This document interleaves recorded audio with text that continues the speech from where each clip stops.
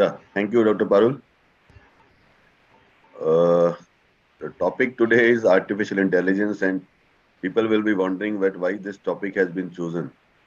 Actually, what artificial intelligence is doing nowadays, especially after the COVID, I think our branch is the maximally gaining from this artificial intelligence.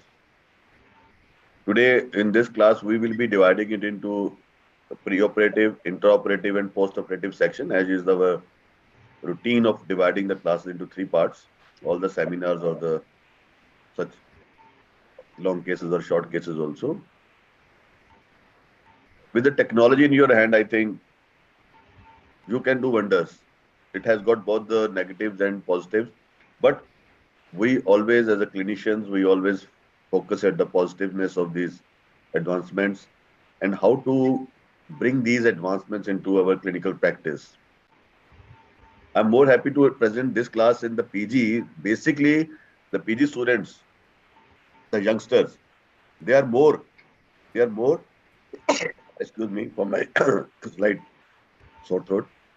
They're more, well known to these type of technological advancements. The day you just give them a mobile, and within 25 minutes, they will be able to assess all the functions, and they can do wonders. Just way the thing.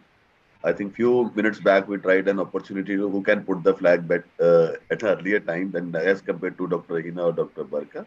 So she did in within 2-3 minutes.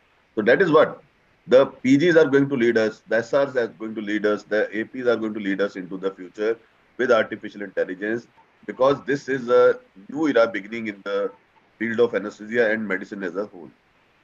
So let us find out where this artificial intelligence can be really helpful and can also help in our research academics, because I know this is going to give you a lot of space, lot of material for the research also. In the coming days, you may be seeing many theses also coming into artificial intelligence. So I welcome everyone, and I give back it to Dr. Parul so she can proceed with the class now. Thank you so much, sir. So let us start today the session by invoking the blessings of Goddess of Knowledge, Ma Saraswati.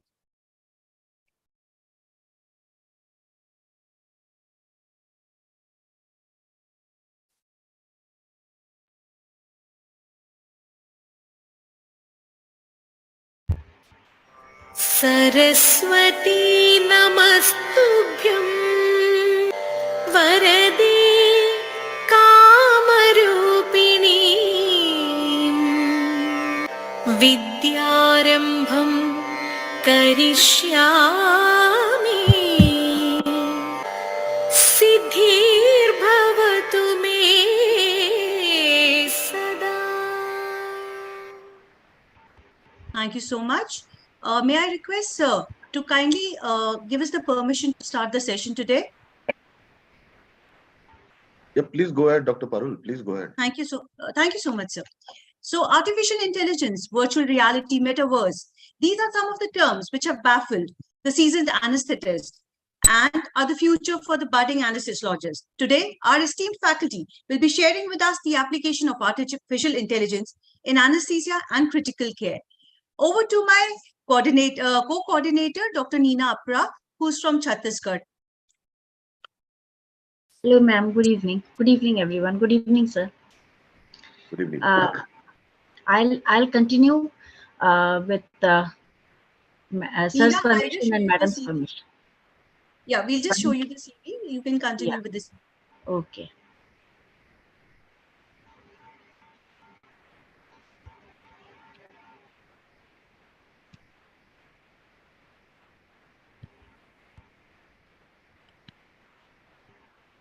I hope I can be heard. Yes, you are very much audible. Don't worry. Audible. Okay. Okay. So thank you, ma'am, for sharing the screen with me. I'll read it out now, guests. Here are some of the guidelines. Please mute yourself while the lecture is going on. We are live on YouTube at ISANHQ. The questions asked by the teacher to the audience can be answered in the chat box. You can post your questions in the chat box, which will be taken up by the faculty at the end of the session. All the lectures are available at the ISA website. Okay. So now, these are the details of Ma'am Dr. Hina Chanwal. Ma'am is a professor, Department of Anesthesia, GCS, MCH, and RC, Ahmedabad, Gujarat. Welcome, ma'am. Thank you. Ma'am's major achievements have been faculty and chairperson in state, national, and international conferences 2013 till date. Honors, awards, and positions of ma'am are as follows. ISA Ahmedabad City Branch Secretary year 2017 to 2019. ISA Gujarat State Branch Treasurer year 2021 to 2024. Organizer of more than 10 BLS, ACLS workshops till date. Organizer of ISA IRC TOT August 2018. Organizer of Cadaveric and USG Regional Conference, December 2018. Organizer of Perioperative Ventilatory Conference, August 2019. BLS, ACLS, and PALS instructor. Editorial board member, Indian Journal of Anesthesia and Analgesia since 7 years. Reviewer in Walter Kluwer since 2 years. Chief editor in book named Essentials of COVID-19 for Anesthesiologists, June 2021. Scientific Secretary in ISACON 2021. ISA Proficiency Award 2021. ISA Presidential Appreciation Award 2021. ISA BCLS CCLS Activity Award 2021. Nina, it's ISA, not ISA. It's Sorry, ISA. sir. ISA BCLS CCLS Activity Award 2021, to repeat. I'll introduce to you guests Dr. Divya Kheskani. Welcome, Doctor. Her present designation is, ma'am is an associate professor. Present affiliations are GCS Medical College, Hospital and Research Center. Ma'am's achievements are as follows. Judge in free paper session in ISACON 2021. Paper presented and selected in first 10 in COPS Award in ISACON 2021. IRC BCLS instructor since 3 years. CCLS provider done by ISA IRC.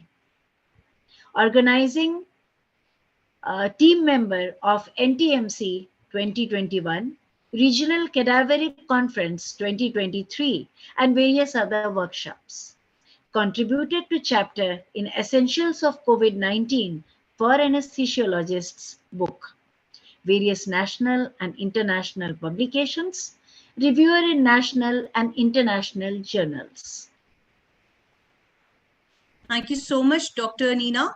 May I request our chairpersons to introduce the speaker and then to start the presentation, and please take over the session here thereafter. A very warm welcome to all and welcome to the ISA online PG class. So Dr. Barkha Vaishnav, she is presenting on the artificial intelligence in the anesthesia, and her achievement is in the ISACON Ahmedabad 2021. She has participated in the UVACON Delhi 2022, and she is honored with the award also for the first award. Certificate for the appreciation as the COVID warrior. She has attended many BLS workshop and COLS workshop also, and she is the part of the organizing team member in the NTMC workshop. She has presented the paper presentation in the state and the national level, and she got the publications in the national journal and even in the international journal. So this is the consecutive series for the ISA PG online classes. And I can say that this is the series for the PG student by the PG student. And today it is a very important topic for the two reasons. Mainly, this is the topic where you will not able to find in the books. And the second reason, it's a demand of an hour. So we will be discussing about the AI in the anesthesia, and it will be presented by the Dr. Barkha Vaishnav. And audience can ask the questions in the chat box, and our moderator, Dr. Divya Khichkani, also she is ready to answer at the end of the session all the questions that is asked by the audience. So Yes, ma'am. over to you, Dr. Barkha. Thank you, ma'am. Thank you. A very good evening, everyone. Myself, Dr. Barkha Vaishnav, presently senior resident over GCS Anaesthesia. I'm going to present today's lecture on artificial intelligence in anesthesia under the guidance of Dr. Hina Chanwal, ma'am, professor of anesthesia and medical superintendent of our institute, GCS Medical College, as well as Dr. Divya Kheskani, ma'am, who is also the moderator of the present session. I'm also thankful to our Dean Sir Dr. Yogendra Modi Sir, Director Sir Dr. Kirti Patel Sir, as well as CEO Sir Rajiv Khoyani Sir, as well as our HOD Sir Dr. Bipin Shah. GCS NABH accredited multi-speciality hospital. It is dedicated by Sri Narendra Modi, who is our Honorable Prime Minister of India in 2011, and so, okay, starting with the today's topic, what is artificial intelligence? So, and just a minute, I'm also thankful for all the ISA faculties for giving me the platform here, along with Dr. Hina ma'am, without whose efforts this would not be possible, as well as Dr. Divya ma'am, and especially Bajwa sir, Madhuri ma'am. Thank you so much. Okay, so starting with the topic, what is artificial intelligence? So in layman language, you can say that it is the capability of computers to respond in a manner resembling that to the human intelligence. So it is ability of the computers to perform tasks such as decision making, object detection, and problem solving, and so on. So you can see here, this is our human brain, and which analyzes functions such as decision making, complex problem solving, as well as high level computations. AI does all these things along with enhanced accuracy. So the fathers of AI. So basically in 1955, John McCarthy coined the term artificial intelligence for the first time. And then in 1956, both John McCarthy and Marvin Minsky co-founded the MIT International Laboratory, which is Massachusetts Institute of Technology, as well as in 1956, both of them proposed for Dartmouth Summers Research Project based on AI. And they were the first who developed tactile sensors, visual scanners, and so on. So both of them are considered to be the pioneer of AI. So looking at the timeline of AI in health perspective, so as we saw in 1955, AI was firstly introduced. Then from 1960s to 1970, first problem solving program was done, that is known as Dendral assisting to identifying bacteria and recommending antibiotics. From 1980s to 1990s, microcomputers were developed to work at the micro level of network connectivity, and AI systems in healthcare was designed to accommodate the absence of perfect data and build on the expertise by physicians. From 2010 to about 2019, DNA genomic sequencing was advanced, as well as electronic health and record system was developed. Along with that, robotic surgery and natural language processing computer programming was advanced. From 2019 onwards, discovery and development of drugs was laid down. Preclinical research work was done in personalized healthcare and so on. Now, looking about the arms of AI, machine learning, that forms the core of AI. We can say that it is the heart of AI. What is machine learning? It is when the collected data is analyzed by the computer to predict the outcomes. deep learning is a subset of machine learning, and machine learning as a whole is the subset of AI. So what is deep learning? Deep learning, it learns from fed data. So it is based on the neural networks algorithms, which is inspired by the human brain, which learn from large amounts of the data which is fed. Whereas classical learning, it works on the data which is handcrafted. So other setups of AI beyond the supervised learning, that is self-supervised learning, semi-supervised learning, causal inference, and reinforced learning. So what is self-supervised learning? It is when the learning is made from unlabeled data by extracting the information from the data itself.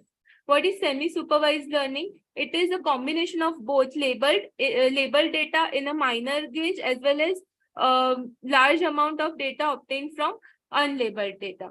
And causal inference, it is checking the efficacy of a treatment, certain treatment or a component, which is based on using the data by the system and looking into how much efficacious it is.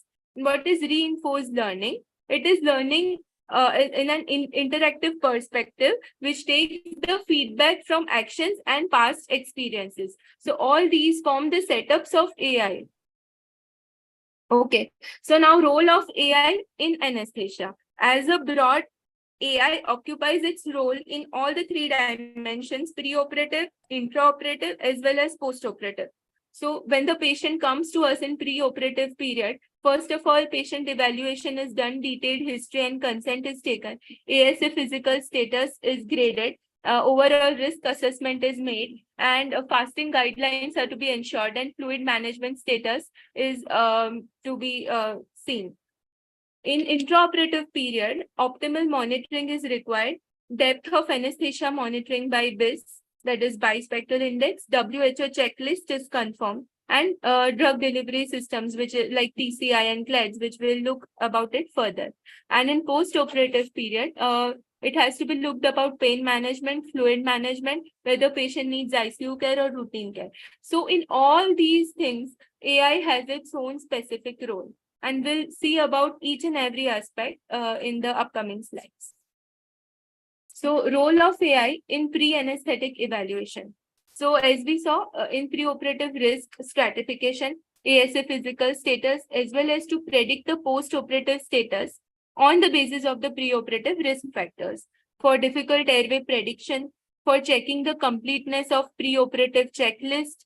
Also, CDSS is a software, that is clinical decision support system, that suggests the appropriate antibiotic which can be used, and many other suggestions it can make, decision making which humans make, that is made by the CDSS. And telemedicine, which includes both tele-PAC and patient counseling. So now difficult airway prediction. So various AI-based models have been made based on the image scans, history of the patient, and based on the prior intubation, if have been the patient or not. So this model was based on heat map using GradCam on facial images. So this is basically RD scans, that is red, green, blue scan, which is helpful to assess whether the intubation is easy or anticipated difficult. It is done on the basis of neck circumference, right from the tip of the chin to the larynx.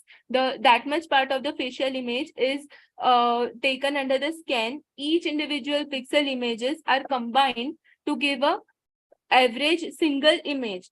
Suppose if this image appears like this, as in whole blue ring like structure is being seen, then it is predictive of easy intubation. Whereas if the image is distorted, like you can see on the right side, then it is suggestive of difficult intubation, which is suggestive of many other factors responsible, that patient might be obese, short neck, heavy jaw, etc.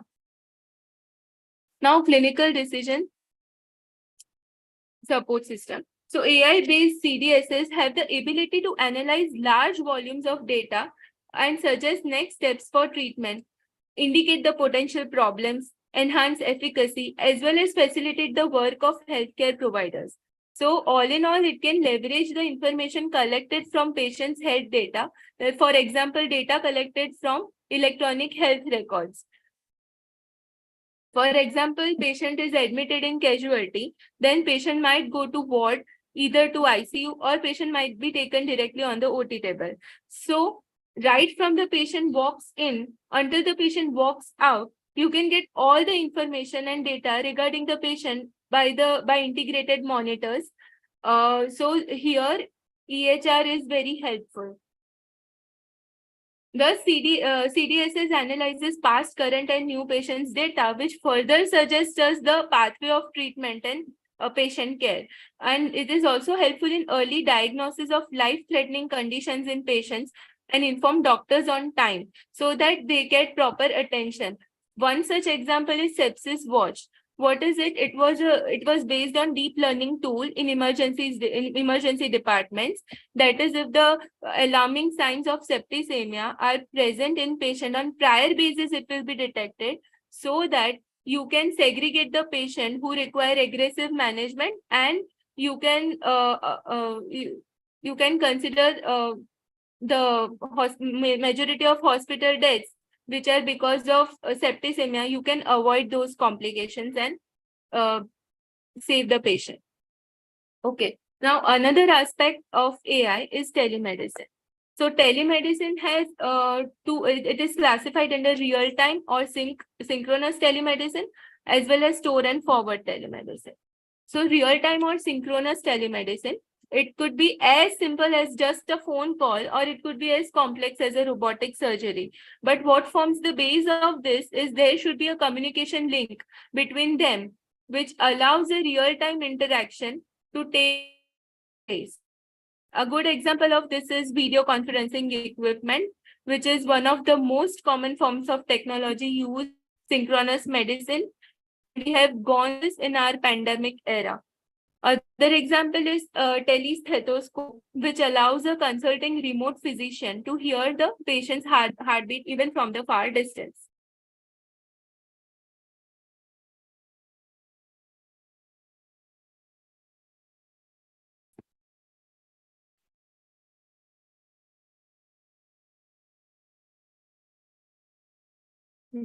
The store and forward telemedicine or asynchronous telemedicine. Store and forward telemedicine does not require the presence of both the parties at the same time. It will collect the data, store it, and then transfer it to the consultant. And the consultant, as per his or her convenience, will go through the images, review them, and give their diagnosis. The example, most common one, is teleradiology, where the sending of X-ray, CT scans, or MRI is the most common application in use today. So we can say the evolution of telemedicine in initial era in 1900, telegraph, radio, those were the devices used, and those were the mode of communication. Then since 1900 to about 1940, devices such as radio, telephone, they were invented. From 1940 to 1970, devices like telephone, TV, they were invented, which needs complex connectivity, telephone network, and transmission. From 1970 to 2000 onwards, telephone, TV, computers were then invented, and which required satellite internet connections. After 2000, we have smartphones, and which have broadband satellite-based cellular network connections. So this is what we can see the evolution of telemedicine. Now, the practical aspects of telemedicine in anesthesia. So it is useful for pre-operative patient counseling, for drug administration, even for remote critical care patient monitoring, as well as home-based monitoring. As every coin has two sides, there are both advantages and disadvantages of telemedicine. So considering the advantages, we have better access of health services, cost effectiveness, time effectiveness, better maintenance of records and documentation of the patients, educational purpose, and beneficial. It is beneficial.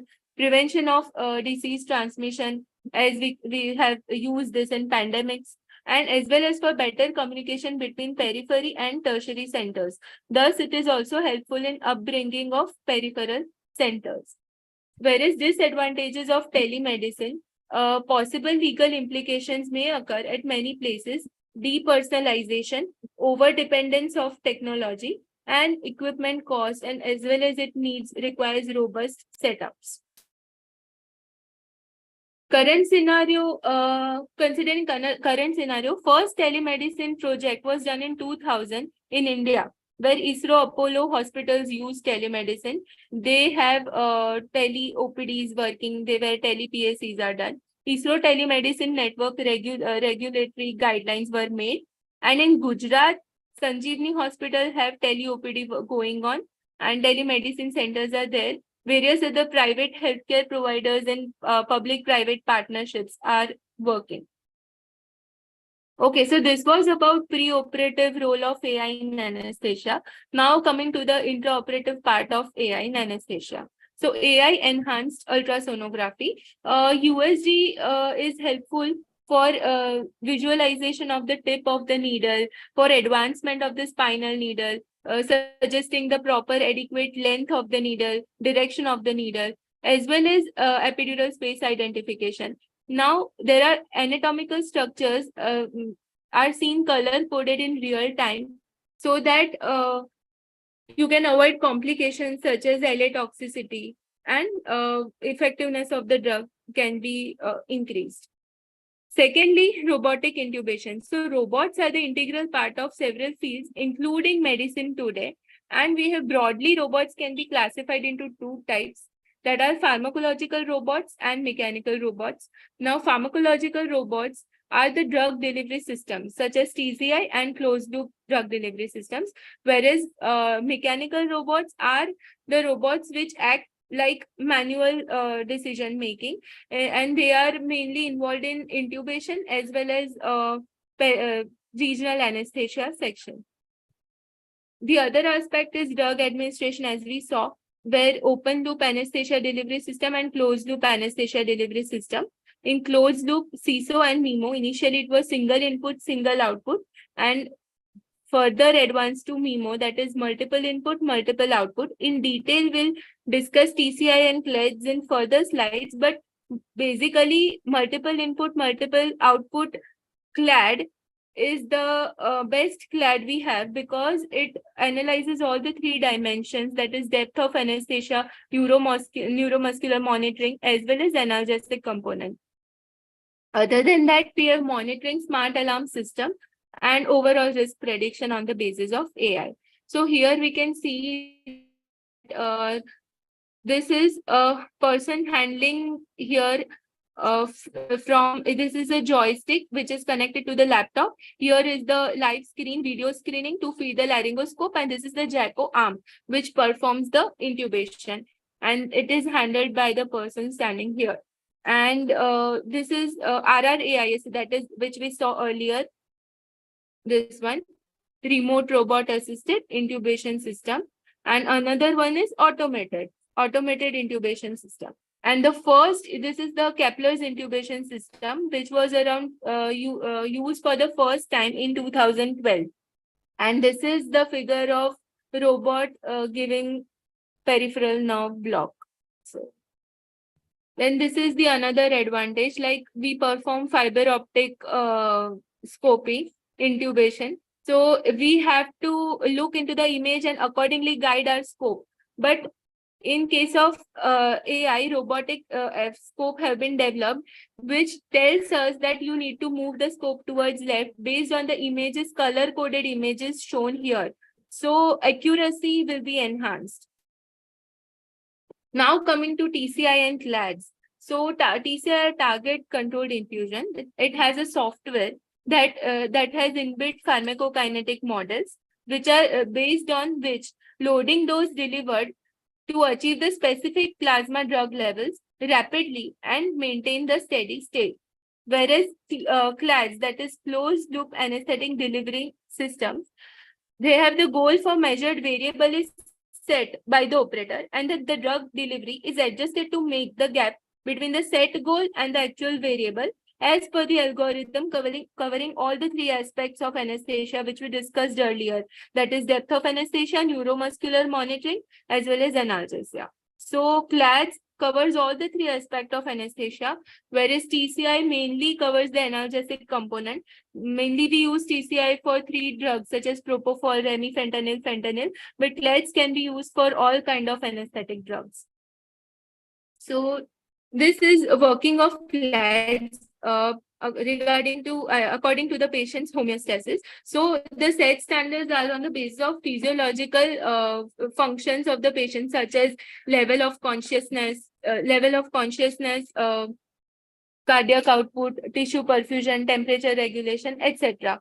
According to that, control variables are set, like depth of anesthesia, BP monitoring, heart rate, oxygen delivery, or body temperature.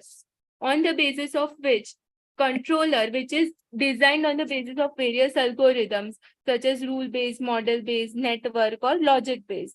And finally, the effectors include infusion pump, ventilators, bonding systems, etc., according to which the variables are manipulated, such as required dosing of the drug, fluid volume, tidal volume, temperature regulation, etc., to achieve the physiological functions needed. And thus, in this way, the CLADS work.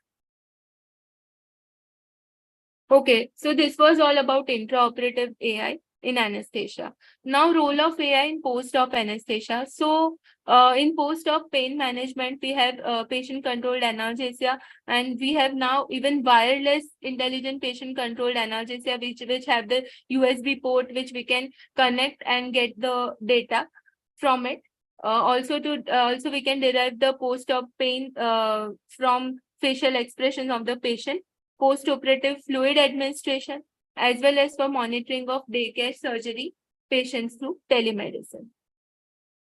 So all, in a nutshell, looking at the application and the strategy, AI is used for pre-surgical evaluation on the basis of pre-operative management and planning, anesthetic dosage optimization. So optimum dose can be given, and this is based on algorithm and analysis. Preventing drug errors, such as AI-powered systems which verify the medication orders, drug interactions, and dosages. So chances of drug errors can be minimized. Early detection of complications, as we saw, complications such as septicemia, etc. And this works on the basis of pattern recognition. On the basis of past data, it recognizes the pattern, and so it can predict the outcome as well as predict the complication in earlier stage only. Predicting patient outcome. This is based on machine learning based algorithm to predict the patient outcome and the adverse events which can occur. So the necessary treatment we can give to the patient. Predicting post-operative ICU chances. This is also based on various machine-based algorithms looking at the patient status and all other parameters of the patient, intra-op and pre-op. We can predict the chances of requirement of ICU post-op. Automated monitoring. This is nothing but by tracking the patient's vitals since walk in to walk out, as we saw. Now, drug dosing. So this is by drug delivery systems. We have TCI and CLADS. Pain management by optimal drug dosing. Decision making by determining the drug effect and recommending the alternate options in any. Like we saw, CDSS helps us even by giving alternate options if that current option is not available. Then post-op monitoring by prediction of any adverse events if it can occur. Resource allocation, optimizing the resources and selection of the best candidates for specific procedures. Training and education, like we can simulate the scenarios and thus conduct the training. And image recognition, AI-based algorithms all work on image-based recognition. So this is the core of AI. Now, limitations of AI. Obviously, feasibility of resources. It requires a lot of resources. It is not cost effective. These are so costly. It requires high maintenance. Also, it is associated with depersonalization. Day-to-day update with technology is needed, and the latest softwares need to be installed. In serious case scenarios or when patient complicates, surgeon practically will always call and require anesthesiologists. It is not possible that everyone knows how to operate the robots, and access is also limited. So ultimately, robots can't take place of human at present in all situations. And since ages, AI hasn't and won't replace anesthesiologists, because after all, human brain and machine, that is the difference. So this is what we had used AI in COVID for CXR analysis. This was scan based, and this color coding used to show the lung perfusion, which was very helpful in pandemic era. Also, the Forbes have introduced AI in healthcare. So now the practical implications of AI in pre-operative assessment for assessing airway spine, for confirming NBM status by looking at the gastric volume, fluid status by looking at the aortic index, intraoperatively drug delivery systems and monitoring depth of anesthesia by BIS, robotic intubation, regional anesthesia, and post-operatively pain management mainly by PCA pumps, as we discussed earlier, USG guided pain relief regional blocks, as well as for fluid management. Talking about the future of AI, it will be connected to the Internet of Things. Integration of AI and Internet of Things is the upcoming future of AI, where 5G and 6G will be utilized around about 2030. We might see this coming up. Thank you so much for patient listening. Thank you. Thank you so much, Dr. Barkha. Yes, ma'am. Dr. Hina, ma'am, would you like to add anything to what she said? Ma'am, unmute yourself, please. Yes, Dr. Parul, we would like to, answer which are the questions asked in the chat box. Yes. May I request Dr. Nina to convey the questions, please? Yeah.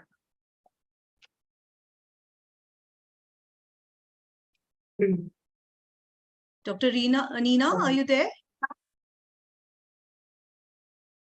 Yeah, So Dr. we have- Divya. So Yeah. Parul, Yes, you can ma'am. ask. If she's not Divya. responding, you can pass. Divya, Okay. Divya can also take the questions. Yeah.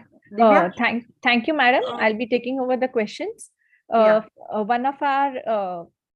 One of the esteemed audience has asked us to discuss the medical legal aspects of telemedicine and take it on a platform.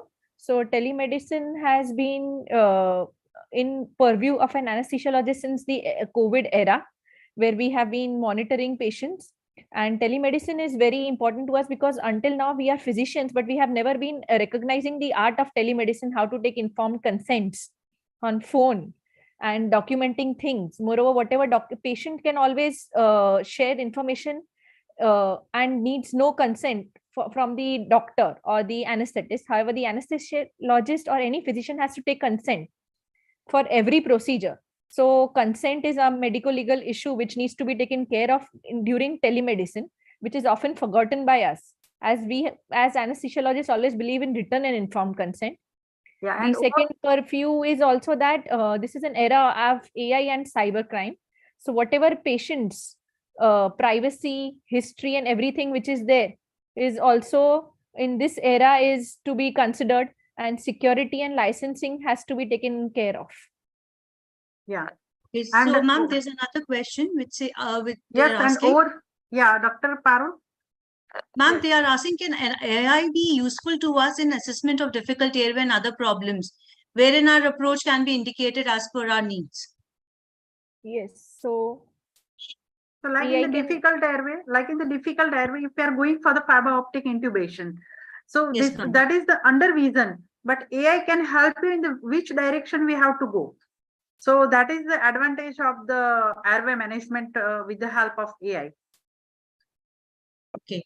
So it reduces time and increases the efficacy. So moreover, nowadays USG guided neck circumference and airway assessments has been done. So the machine learning component, after doing a series of cases, can make a record as well, where are all machines, well-known machines have that software, so that after computing a number of cases, they will guide on their own what is the minimal cutoff value for that. also, ma'am, we can reduce the number of unpredictable, difficult intubations by airway prediction parameters. Right. And So there's another just one in the medical legal part. You have to be very Yes, sir. clear. This is a very important question. If you Yes, ask me yes, yes. honestly, Yes, sir.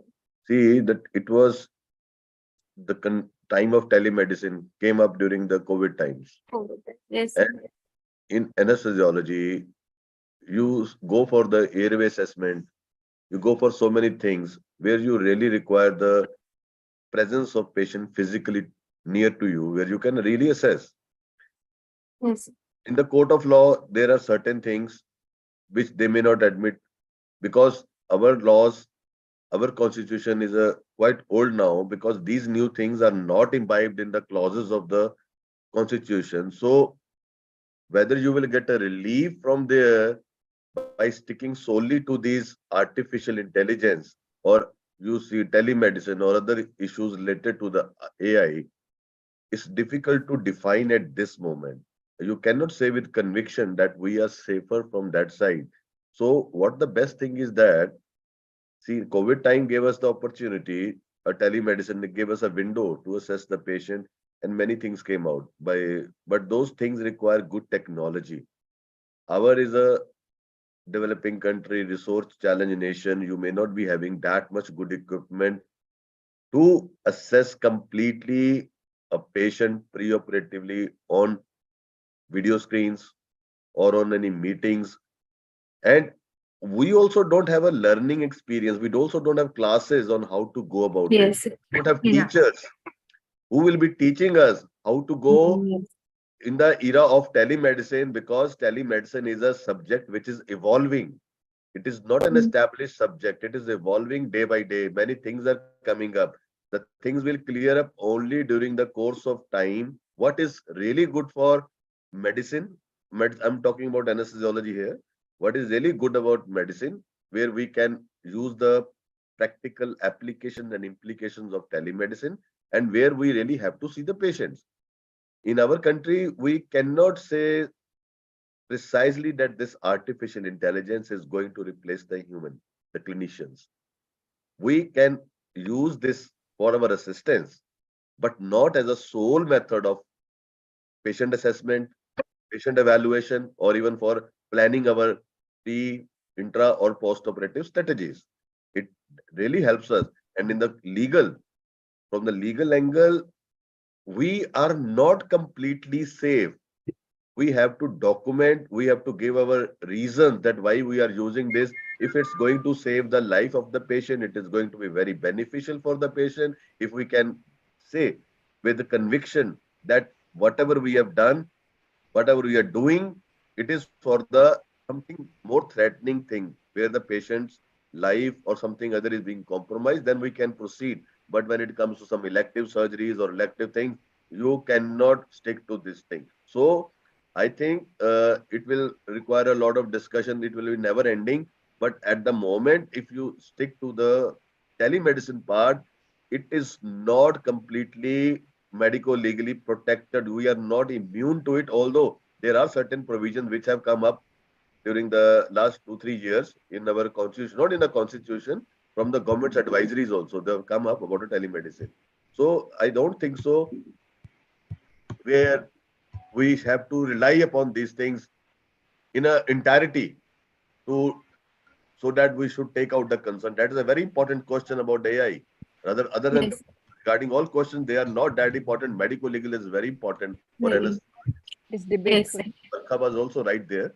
And I think we should proceed with a more of a physical patient assessment wherever possible, rather than going to totally depending upon artificial intelligence and this telemedicine.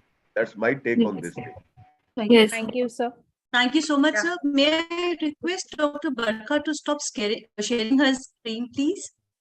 And Yes. Yes. we have Dr. Naveen Malhotra, sir, with us. Sir would like to say something.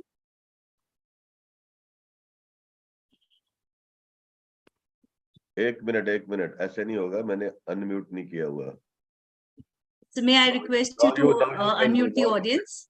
Yeah. Thank you, Dr. Bajwa and Dr. Parul, and congratulations, Dr. Hina and Dr. Divya and Dr. Barka. Thank you. Thank you, Thank sir. you, sir. in Thank you. presentation. And yes, AI has got its own advantages and limitations also, very rightly highlighted by Dr. Bajwa and other panelists and speakers. But we have to move on with time, and let's learn the good things about AI and at the same time be self-protective. I can say self-protective about its limitations and possible adverse effects. Telemedicine came as a big thing during COVID, and we thought that it will turn the things upside down, but it has got its own limitations. And as Dr. Bajwa rightly said, it cannot replace the physical examination. You are in maybe in any field. Suppose I am doing chronic pain and examining a patient of a chronic pain virtually is, I think, you will be missing the pain generator in majority of the patients. It can be useful though for follow-up. So you have to weigh the pros and cons and utilize the good things about AI into our clinical practice and be very, very about its adverse effects also. Thank you. Thank you so much, sir. We have Madhuri ma'am with us. Ma'am would like to say something. Yeah. Thank you, Dr. Barkha, for that informative presentation. Thank you, ma'am. Yeah, I would. I have one question for you. Like, Yes, what is the exact difference between artificial intelligence and machine learning? I think we should make this clear to our audience. Yes, ma'am. Because most of the people are confused between these two things, artificial intelligence and machine learning. Yes, ma'am. Basically, ma'am, artificial intelligence is an all-over terminology where it is the program which can sense, reason, act accordingly. I mean, the final frontier which acts is AI, but the base of AI, the subset of AI, you can say, that is machine learning. And that is based on various algorithms, models, and performances or past data analysis, and based on deep learning and other Yes. logic systems, etc. So Yes. So basically, machine learning will focus on helping machines to learn from data, right? data. So can Yes, you ma'am. tell me, can you tell us what do you mean by big data? Like nowadays we have big data and big data analytics. So what are big data and how are they related to artificial intelligence? Ma'am, basically they work on logic systems like partial truth or complete true or false. If like they work on if big data is you can say large or diverse sets of information which can outgrow the increasing rates. That is the big data, that all in all over data, and it works on the basis of fuzzy logic systems, or like they have between 0 to 1 values, then they will be like partial truth, reasonable, or rule-based algorithms. Whereas if based standard algorithms, then either 0 or 1. That is, if 0, then it is false. If 1, then it is true. So that forms the base. So basically, big data, they include three V's. One is a large volume of information. That's why they're known as Yes. big. Then the Yes. velocity with which it is created and collected, very fast That is collection of also data. fast. Yes. And the variety of data. There's a variety of data which is covered. So these are the three V's which are characteristic of big data. Yes, So ma'am. this big And data can be either structured or unstructured. So ma'am. structured means, the one which they is put in various databases. There are various databases, spreadsheets in those. And then you Yes, have a lot of unstructured big data, which cannot fit in any model. And it basically includes the information which you get from social media. Because Yes. nowadays you have a lot of information being pasted in social media. So this data which is gathered from public comments on social networks, websites, or if you various questionnaires, or if you buy a product, then you're asked to give a feedback on that. So all this data which is collected, that is unstructured big data, right? So now this Right. big data and artificial intelligence, how are they related like? Because on the basis of data, the various algorithms, they will analyze, and then they will perform the tasks such as decision making or object detection, and then further prediction of the outcome. So Yes. that is Yes. Basically, they are synergistic. They are made for each other. Synergistic. Yes. Synchronized. Artificial intelligence requires big data, and Yes, big ma'am. data To and fro. analytics, they are dependent on artificial intelligence for better data analytics. So they're both Yes, ma'am. interrelated. Okay. Yes, interrelated. And Yes. Yeah. and real-time dashboard is also plays a role. Real-time Yes, dashboard. madam. Yes, Yeah. madam. Yes, madam. Yes. And May I request? Sorry, ma'am. Sorry, ma'am. yeah. And what about the this thing, the applications of artificial intelligence in surgery? Have you ever thought of those? Just as we are using artificial intelligence, the surgeons are also going to use artificial intelligence. So what is the application of that in surgery? Ma'am, in scanning the anatomical structures, it might be Yes. useful. Yes. Then, That is known as virtual and ma'am, imaging. like we have robotic Imaging. surgeries Yes, performed. they have So, performed. So now that Yes. means, Dr. Barkha, And yes, you are yes, sir. you are as a pre-anesthetic evaluation, you are now going to help the surgeons also in the these things. So you are doing a double work now. So artificial intelligence brunt is borne by the anesthesiologist. If you have to go to the surgery side also, I think no, you are in going to bear the brunt. fact, they're using it, trying to use it to predict the surgical site infection post-operatively. There are Yes, many, yes, Dr. Yes, And ma'am. Madhuri, also there are also to predict. many Yeah. applications of artificial intelligence in every specialty. Yes. The Even to idea predict is the anastomotic the idea is leaks and all. how to make it useful for our own fraternity and specialty, that it really helps in its growth. Because see, we are in an evolving society. After 10 years, I think the way the mobile took over the, I think when it came to 2000, in 2010, we are having so much mobile. By 2020, we can have so much advanced technology in mobiles, which were being used in the operation theaters, in the ICUs, everywhere. Now, in the coming 10 years, I think artificial intelligence will have its space, will have its place, Yes, will have its value. But you have to tread the path on balance side without contributing to the legal problem and without harming the patient also. So many things are there. We have to know, we have to accept that we are in an advancing society, we are in a developing society of artificial intelligence era. Everything is coming, research academics, clinical situations, in every era, in every field, it is coming in a big way. But it is the clinicians who has made artificial intelligence, who are utilizing artificial intelligence, and they will be choosing what is best for the patient. I think that is very important in the coming days also. Barka, you are doing a nice work and you are answering a very confident way. I like it because this is a thank you. question being asked in many of the conferences and CMEs, and speakers are being brought down when asked a particular very tricky questions. The way Dr. Madhuri asked you, I think it was one of the volleys of question you have to face during the CMEs and conferences also when you present this subject. Good going. There are many more Thank questions you. also. I think Dr. Parul and Dr. Neena, you go ahead with the Yes, sir. questions also there. Thank you, sir.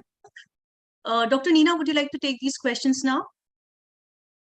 Dr. Neena, unmute yourself, please.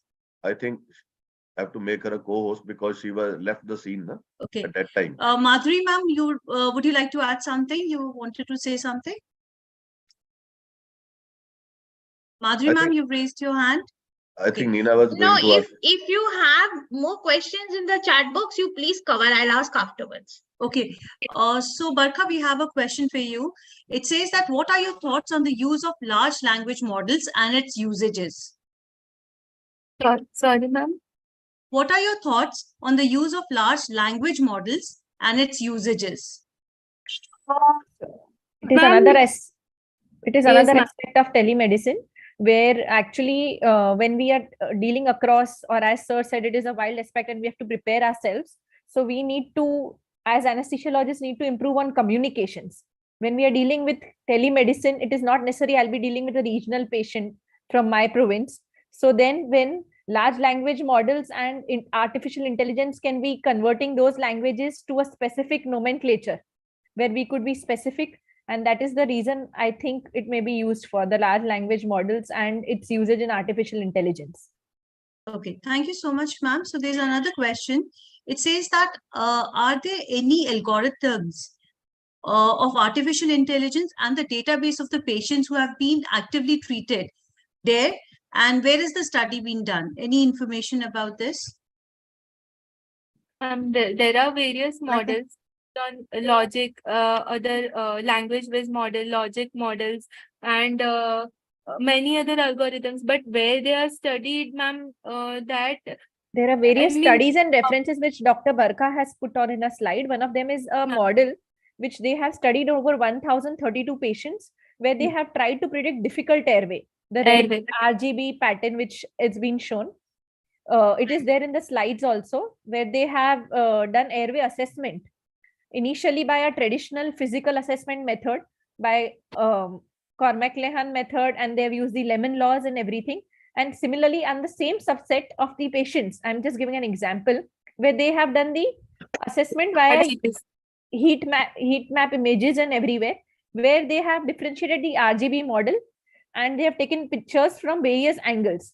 After that, the computer has computed one single image, and where she nicely has explained prior also that if you see an entire ring which is blue in color, that means the image is not distorted.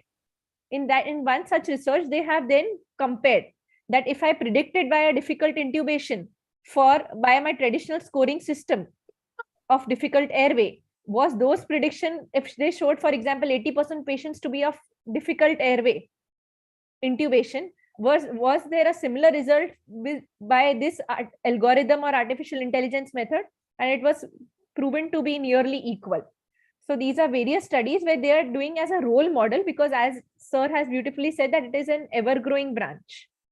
Like for example, apart from the operation theater, like in the ICU settings, if we have received the patient in the pre-operative area, like a non-case of the COPD, and we have taken the pictures of the lungs, tomographic lungs. So the same patient if got any complications intraoperatively, and that patient's gone for the post-operatively ventilatory support. So ventilator has a tomographic lung images. So we can compare that pre-op lung images with the post-operative lung images in the tomographic 3D dimensions. So that is how beautifully we can integrate this artificial intelligence in the complicated pre-operative non-case of any system related complicated patients. Ma'am, can CLAD be used? Sorry, ma'am. Yeah, please go ahead. And the second one is, this is the ICU setting patient. Second is in the advanced cardiac life support dummies.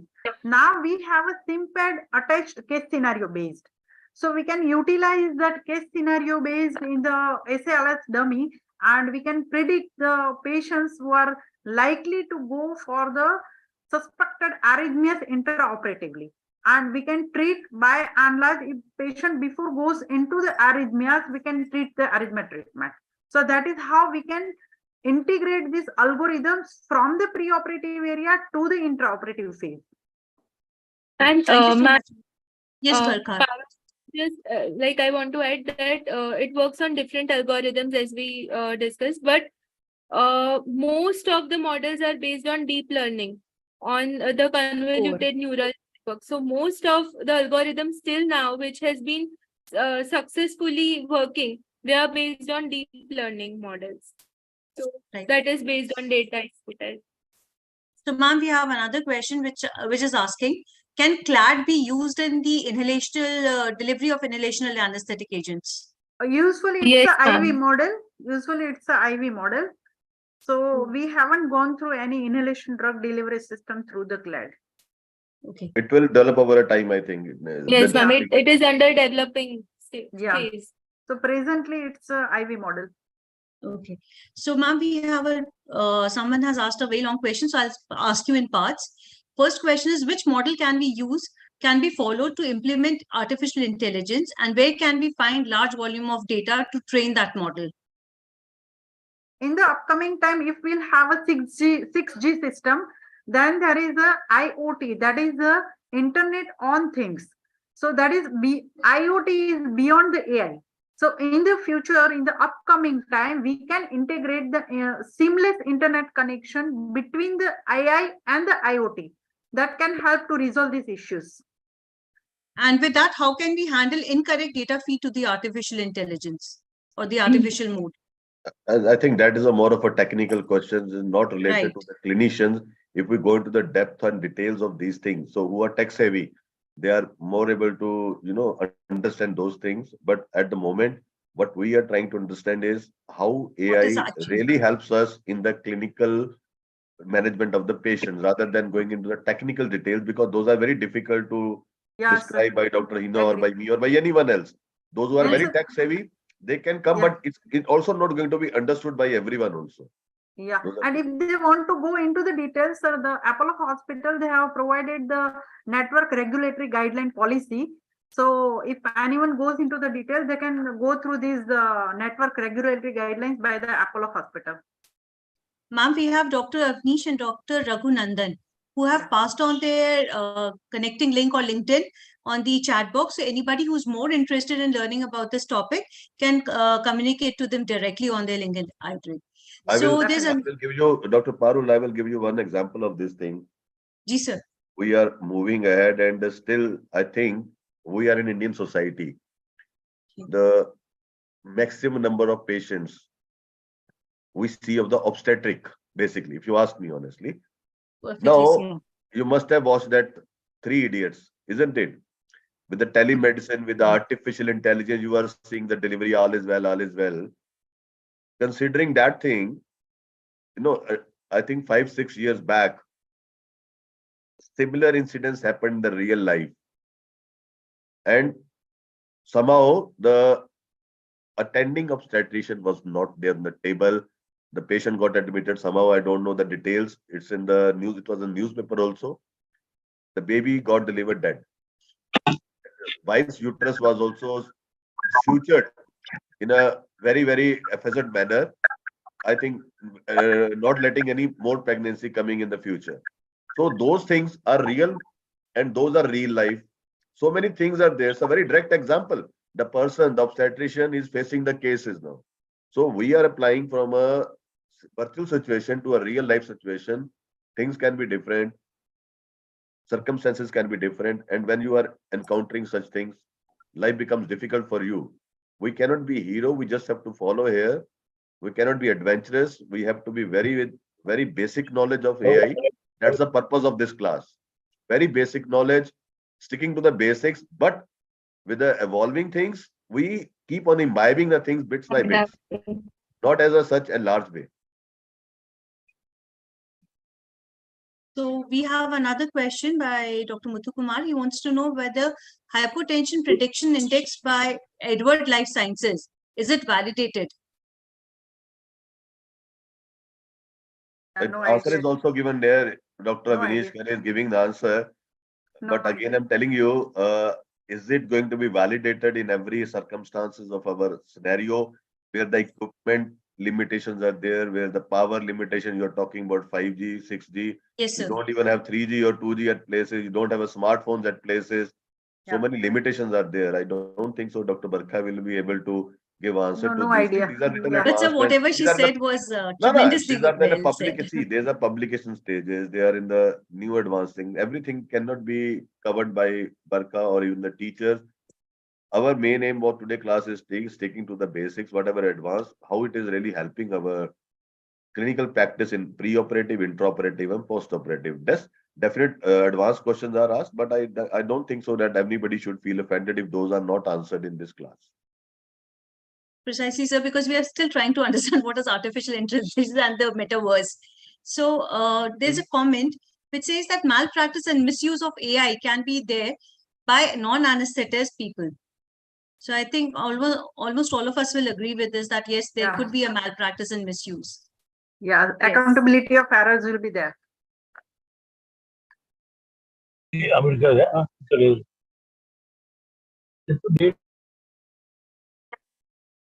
So we have no more questions right now. Would somebody like to say something or give a comment or share their experience? So basically, after we received this opportunity to present on artificial intelligence, while going through the literature, me, Barkha, Hina madam, all of us collectively believe that there was too much where we were already using it and we realized it after going in depth.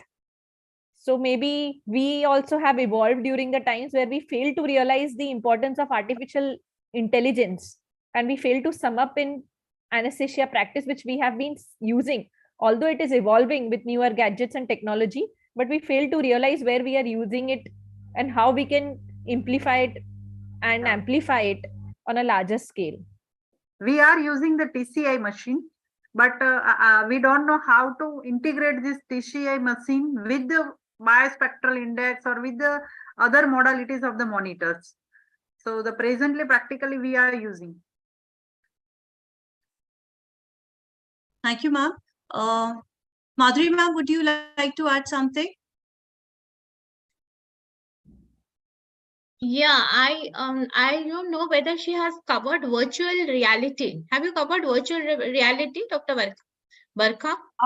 No, ma'am. I haven't covered, but I know Yeah, about. so virtual reality is the next big thing, and Augmented, lot of studies are going on the use of virtual reality in perioperative medicine, especially preoperatively and intraoperatively, to provide a relaxing environment to the patient and reduce the dose of anesthetics and analgesics.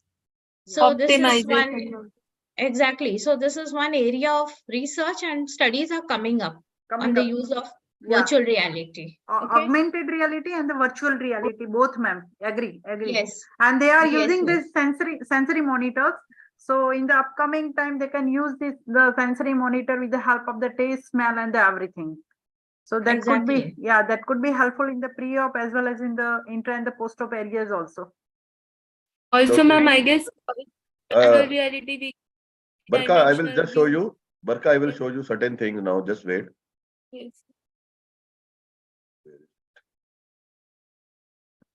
Just wait. Just wait. Yes. Achha, till that time, I'll just add that even in the critical care, you can use it for weaning from mechanical ventilation. Yes. See, Barkha, we can also lose these things like it allows performance of pre-operative physics and a special focus on cardiopulmonary airway examination. Okay. Yes, sir. Actually, these are not available in India, but if you say about the advancement, these are really happening. There's like electronic stethoscope along with high quality headset. It can reproduce low frequency sound like heart and lung sound and make them audible. Make them audible. Yes. Yeah. Then 11-point airway examination with handheld video camera, which can be moved as needed. You can do that. I think that is also something which is coming up. Then 12 lead ECG testing, digital spirometer, all these are coming up. And video tower is there. You can use Skype, Zoom, GoToMeeting. The University of California, as I was saying, has incorporated pre-operative evaluation program using software from Zoom, in which surgeons may directly refer their patient for virtual telemedicine anesthesia pre-operative visit. This is linked to EMR system for smooth referral documentation. And smartphone technology is always there to help you out in these things.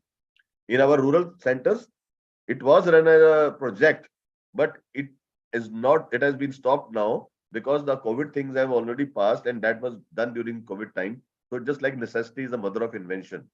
It was working on those principles, but to be on the right path, on the right track, it will take some time. But I'm saying definitely it will be having a large place in our forthcoming, I think a decade or a decade and a half. We will be relying very much on artificial intelligence, virtual realities, everything. Those will be coming into play. Dr. Neena, do we have any more questions? I think, but No, only ma'am, the I can't see ethics. any now. Yeah, but only the ethics of this we have to see. Ethics of artificial intelligence. We have to look into those aspects also, isn't it? And in the era of enhanced recovery after surgery, AI will play a very important role, right? Right, ma'am. So, sir, with your permission, can we close the session at this room? Ask anybody else who's. Sir, I've asked, is there any more questions or somebody would like to share their experience? Have there any questions?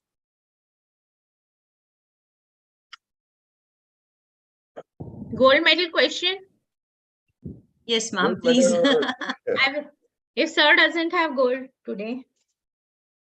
That is for everyone. Gold medal for everyone. This is a Okay, I will ask. this is a topic Shall where the I ask? students are more intelligent than the teachers. Shall I ask the gold medal question today, if you permit me? But you have to give real gold and money to that. Okay, I will give. This question is for Hina ma'am. Yes, ma'am. Do you think that with artificial intelligence, Yeah. it will be the end of anesthesiologist? No, not at all, ma'am. Not at Never. Not all. at all.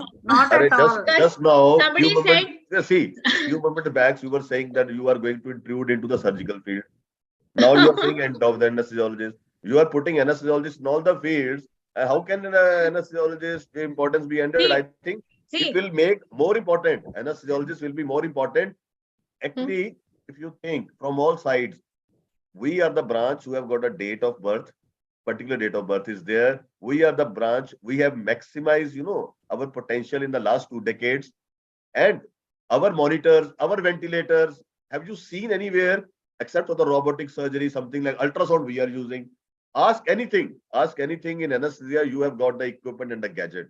And the people who are using artificial intelligence, the technology in anesthesia, it is beyond comparison to any other specialty at the day. So Yes. and still today, in the COVID time also taught, these anesthesiologists are a species which are made of steel, and you cannot make them less important in society. True. Don't feel like True, that. very true, sir. Very Very true. well said. And Very well said, sir. and AI is the demand of an hour. And Yeah. anesthesiologist, every corner of the hospital, you will find the anesthesiologist. True, ma'am. So true, very true, sir. So gold medal दे दोगे? Sir, आपको मिल चुके हैं, sir.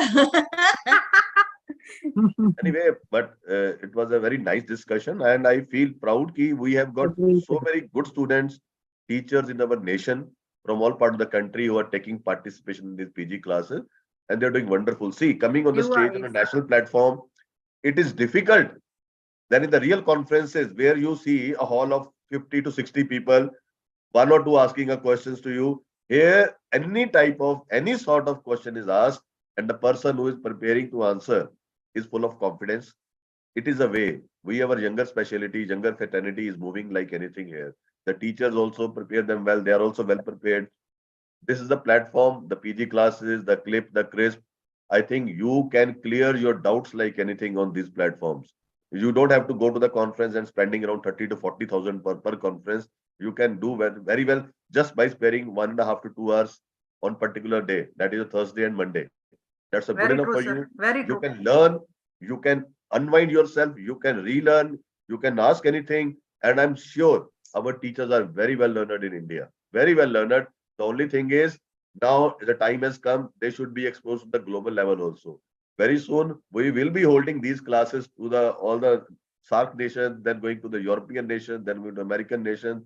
The Zoom classes will be these PG classes. I think we can have collaboration, and all the PG students, they will be having some association with other associations of the world. So we will be doing that thing also.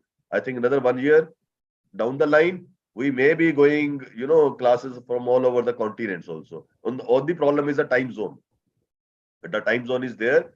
Otherwise, it's very easy to connect at the same time. That's what the vision is. I think we are well prepared now.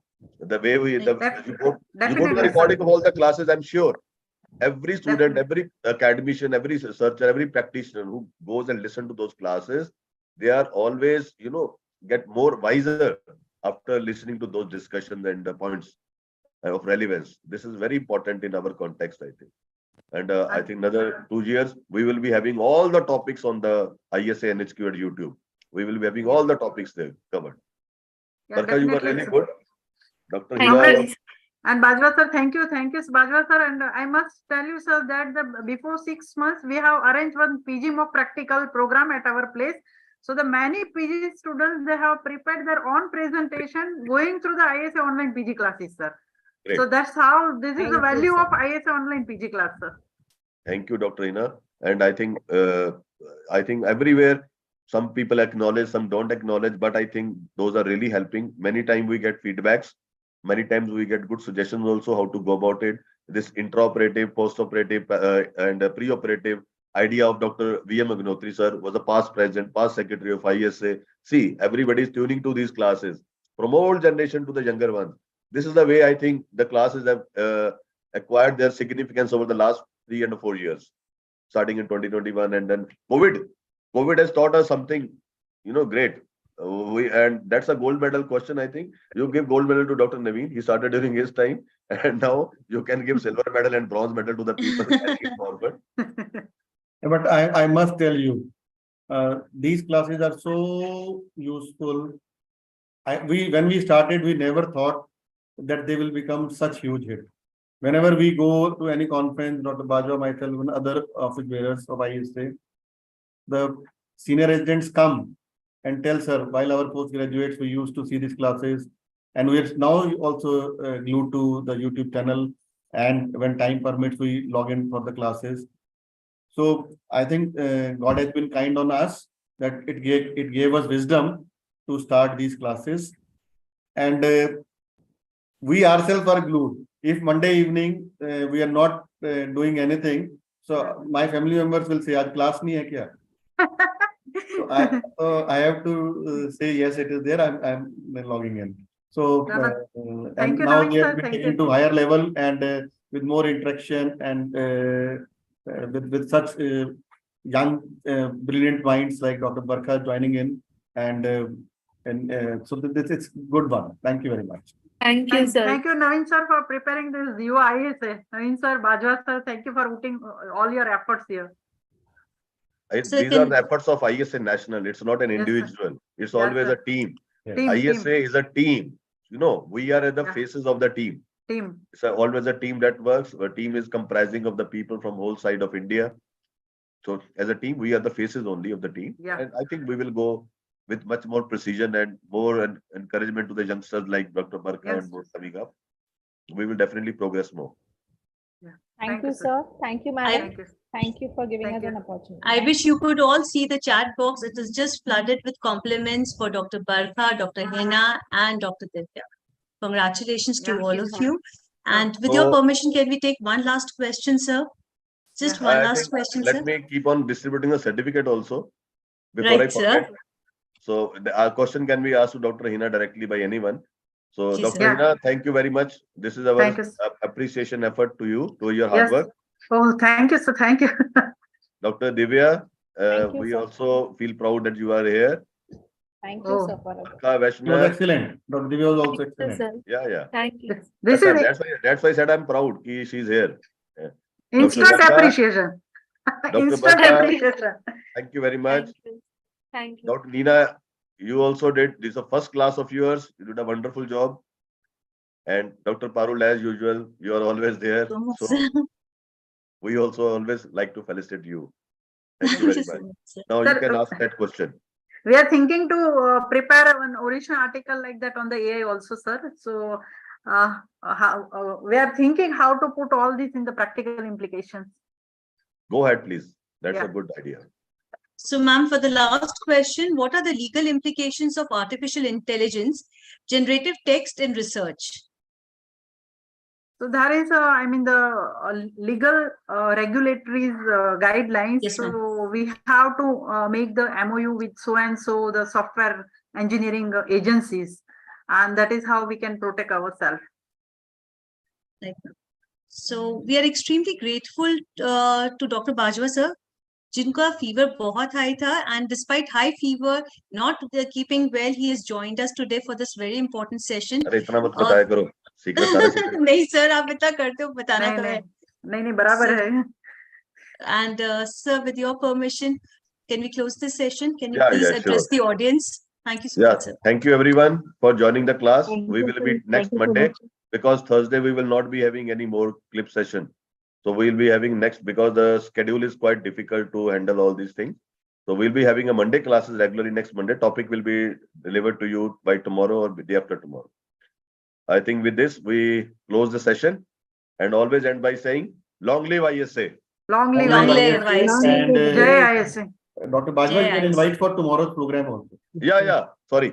Tomorrow, we will be having a Teachers' Day celebration. The message will reach to you on the groups, or we can send personally also. Keep forwarding those messages to everyone. It will be a Teacher Day celebration, a very short program to felicitate all our teachers whose blessing we are here today.